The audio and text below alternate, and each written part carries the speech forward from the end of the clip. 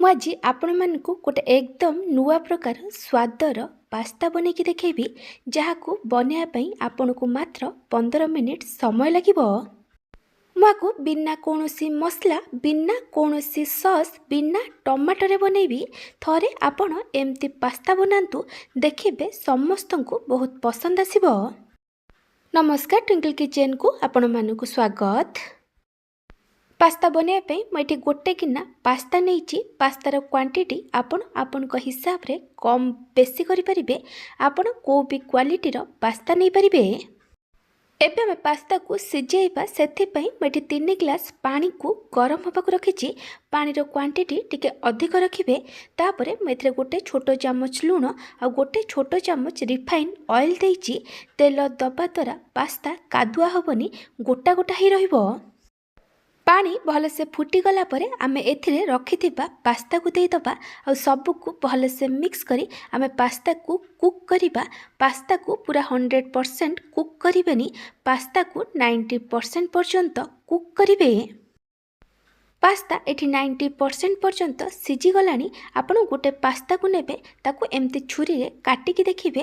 ଯଦି ପାସ୍ତା ଭଲସେ କଟିଯାଉଛି, ତାମାନେ ପାସ୍ତା ଏଠି ସିଝି ଯାଇଛି। ଏବେ ଆମେ ପାସ୍ତାକୁ ପାଣିରୁ ଛାଣିକି ଗୋଟେ ବଡ଼ ପ୍ଲେଟ୍ରେ କାଢ଼ିଦେବା। ତାପରେ ପାସ୍ତାକୁ ଏମିତି ଟିକେ ଖେଳେଇକି ଟିକେ ଥଣ୍ଡା ହେବାକୁ ଦେବା। ମୁଁ ଆପଣଙ୍କୁ ଗୋଟେ ଛୋଟ ରିକ୍ୱେଷ୍ଟ କରୁଛି, ଯଦି ଆପଣଙ୍କୁ ଏହି ରେସିପି ଭଲ ଲାଗିବ ତାହେଲେ ଲାଇକ୍ କରିବେ, ଆପଣଙ୍କ ସାଙ୍ଗମାନଙ୍କ ସହିତ ସେୟାର କରିବେ।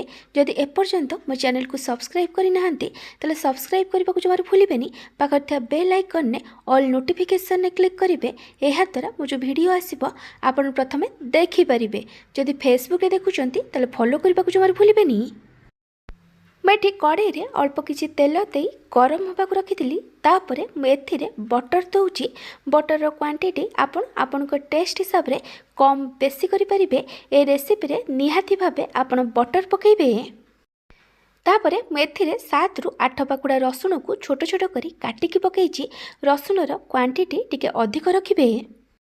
ଏବେ ଆମେ ସବୁକୁ ଭଲସେ ମିକ୍ସ କରି ଆମେ ରସୁଣକୁ 20ରୁ 30 ସେକେଣ୍ଡ ପର୍ଯ୍ୟନ୍ତ ଭାଜିବା। 20ରୁ 30 ସେକେଣ୍ଡ ପରେ ମୁଁ ଏଠି ଗୋଟେ ମିଡ଼ିୟମ୍ ସାଇଜ୍ର ପିଆଜ ଆଉ 2ଟା କଞ୍ଚା ଲଙ୍କାକୁ ଛୋଟ ଛୋଟ କରି କାଟିକି ପକାଇଛି। ଆପଣଙ୍କୁ ଯେତିକି ରାଗ ଦରକାର ସେ ଅନୁସାରେ କଞ୍ଚା ଲଙ୍କା ନେବେ।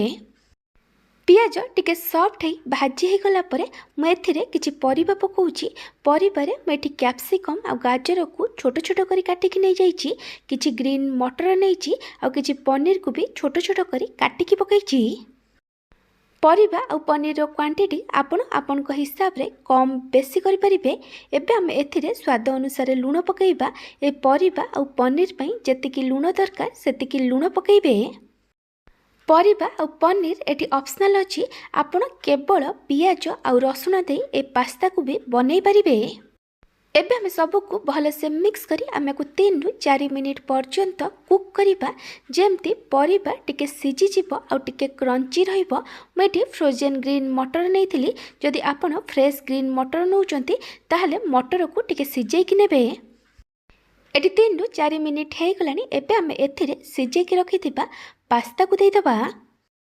ଦେଖିପାରୁଥିବେ ପାସ୍ତା ସବୁ ଗୋଟା ଗୋଟା ଅଛି, ବିଲକୁଲ ବି କାଦୁଆ ହେଇନି। ତାପରେ ମୁଁ ଏଥିରେ ଚିଲି ଫ୍ଲେକ୍ସ ଦେଇଛି। ଆପଣଙ୍କୁ ଯେତିକି ରାଗ ଦରକାର ସେ ଅନୁସାରେ ଚିଲି ଫ୍ଲେକ୍ସ ନେବେ। ତାପରେ ମୁଁ ଏଥିରେ ମିକ୍ସ ହର୍ବ ଆଉ ଗୋଲମରିଚ ଗୁଣ୍ଡ ପକାଉଛି। ଆପଣ ଆପଣଙ୍କ ଟେଷ୍ଟ ହିସାବରେ ଗୋଲମରିଚ ଗୁଣ୍ଡ ଦେବେ। ମୁଁ ଏଥିରେ ଆଉ ଲୁଣ ପକାଇନି, କାରଣ ପାସ୍ତାକୁ ସିଝେଇଲା ବେଳେ ମୁଁ ସେଥିରେ ଲୁଣ ପକାଇଥିଲି। ବଟରରେ ବି ଏଠି ଲୁଣ ଅଛି, ଆପଣ ଏଠି ଟେଷ୍ଟ କରି ଲୁଣ ପକାଇ ପାରିବେ। ଏବେ ଆମେ ସବୁକୁ ଭଲସେ ମିକ୍ସ କରି ଆମେ ଆକୁ 2ରୁ 3 ମିନିଟ୍ ପର୍ଯ୍ୟନ୍ତ କୁକ୍ କରିବା। ଏଠି 2ରୁ 3 ମିନିଟ୍ ହେଇଗଲାଣି। ଏବେ ଆମେ ସବୁକୁ ଆଉ ଥରେ ଭଲସେ ମିକ୍ସ କରିଦେବା ଆଉ ଗ୍ୟାସ୍ ବନ୍ଦ କରିଦେବା। ଏ ପାସ୍ତା ଏଠି ରେଡ଼ି ହେଇଯାଇଛି। ଥରେ ଏମିତି ବିନା ସସ୍, ବିନା ମସଲା, ବିନା ଟମାଟୋରେ ଏ ପାସ୍ତାକୁ ପ୍ରସ୍ତୁତ କରନ୍ତୁ। ଏ ଖାଇବା ପାଇଁ ବହୁତ ଟେଷ୍ଟି ଲାଗିଥାଏ। ଯଦି ଆପଣଙ୍କୁ এই ପାସ୍ତାର ରେସିପି ଭଲ ଲାଗିଥିବ ତାହେଲେ ଲାଇକ୍ କରିବେ। ଯଦି ଚ୍ୟାନେଲକୁ ଏପର୍ଯ୍ୟନ୍ତ ସବସ୍କ୍ରାଇବ୍ କରିନାହାନ୍ତି ତାହେଲେ ସବସ୍କ୍ରାଇବ୍ କରିବାକୁ ଜମାରୁ ଭୁଲିବେନି। ଫେସବୁକ୍ରେ ଦେଖୁଥିଲେ ଫଲୋ କରିବାକୁ ଜମାରୁ ଭୁଲିବେନି। Thank you for watching.